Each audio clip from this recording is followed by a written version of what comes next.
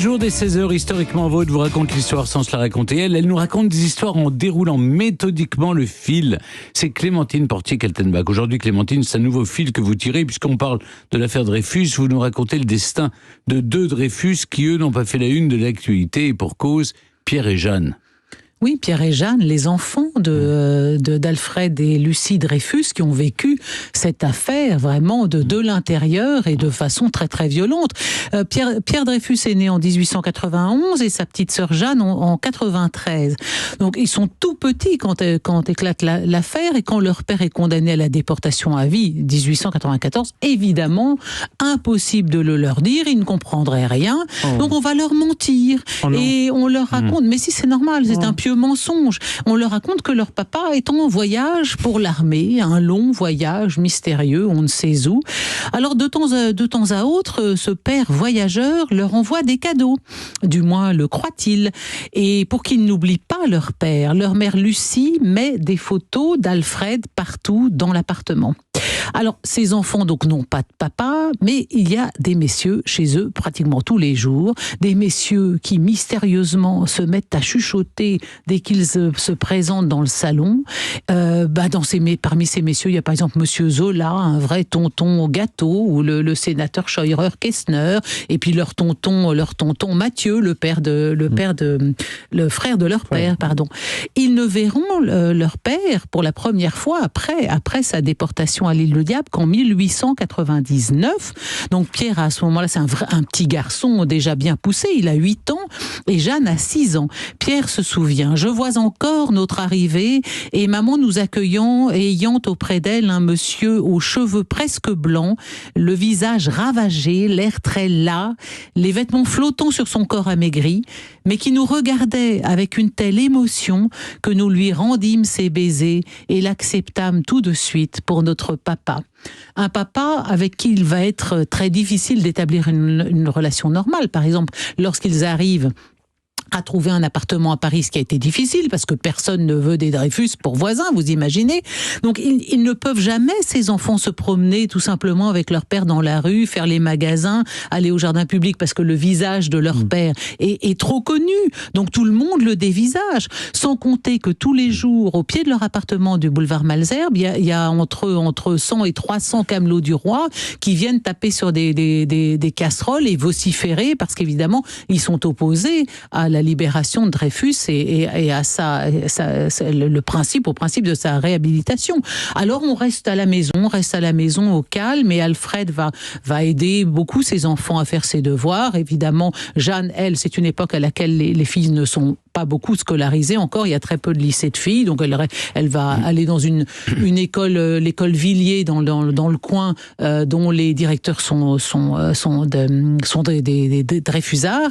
Et quant à Pierre, lui, il fréquente le lycée Condorcet, il suivra les traces de son père, il fera un tout petit peu moins bien, au lieu de faire l'X, il fera l'école centrale, mais enfin c'est très bien aussi. Donc ces deux adolescents grandissent dans une ambiance très singulière, parce que leur père passe son temps à relire les milliers de lettres qu'il a reçues, il noircit des carnets de notes, il découpe, il annote tous les articles consacrés à son affaire. Et là encore, Pierre raconte: le rire et la gaieté n'étaient point chose courante à la maison. La constante tension d'esprit de mon père, qui jusqu'en 1906 n'eut d'autres pensées, d'autres préoccupations que la reconnaissance officielle de son innocence, pesa sur nous tous et rendit plutôt lourde l'ambiance de la vie familiale, ça on peut s'en douter.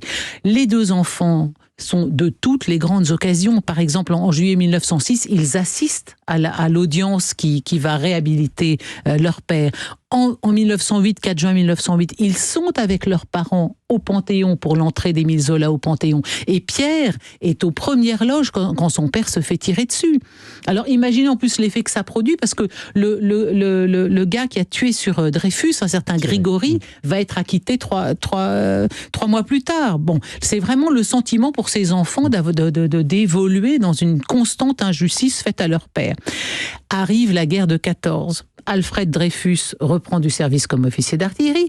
Lucie et Jeanne, la mère et la fille, sont infirmières à l'hôpital Saint-Louis. Quant à Pierre, il rentre dans l'artillerie également et il aura la croix de guerre pour ses états de service. Donc la famille Dreyfus, elle a bien servi. Dans les années 30, sachant que Dreyfus est mort en juillet 1935, vous l'avez dit, Stéphane, eh bien, Pierre lui consacre un livre de souvenirs. Et puis il se débat pour qu'il y ait des rues qui portent le nom de son père. Donc, il va y en avoir une à Mulhouse. Inutile de vous dire qu'arrivent les années 40 et Vichy. Évidemment, les rues seront débaptisées.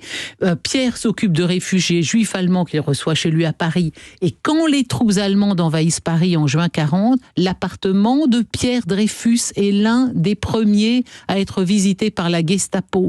Il doit fuir la capitale. Il s'installe à Marseille pendant 2 ans, puis aux États-Unis. Quant à Lucie, la femme de Dreyfus, alors qu'elle a 73 ans, elle va devoir maintenant se cacher parce qu'elle est juive. C'est quand même une espèce de fatalité tragique. Les 4 enfants de Jeanne, donc la fille d'Alfred Dreyfus, sont tous engagés dans la résistance. Jean-Louis, Étienne, Madeleine, Simone. Madeleine fait partie du mouvement Combat. Elle sera arrêtée par la police française et déportée dans le convoi 62 du 20 novembre 1943 vers Auschwitz. Elle meurt donc à Auschwitz à l'âge de 25 ans. Et d'ailleurs, sur la tombe des Dreyfus au cimetière Montparnasse, il y a une petite plaque qui évoque le souvenir de Madeleine morte à Auschwitz.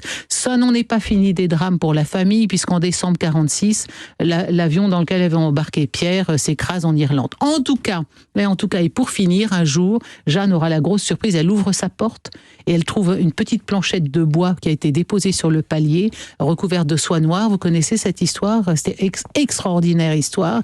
Et qu'est-ce qui est agrafé à cette petite planchette de bois? Eh bien, sont les galons du pantalon et d'une manche d'uniforme du capitaine Dreyfus, dégradé dans la cour de l'école militaire le 5 janvier 1895. C'est un geste de reconnaissance magnifique envers une famille qui, ayant subi tant d'injustices, n'avait pourtant jamais cessé d'affirmer son attachement à la France.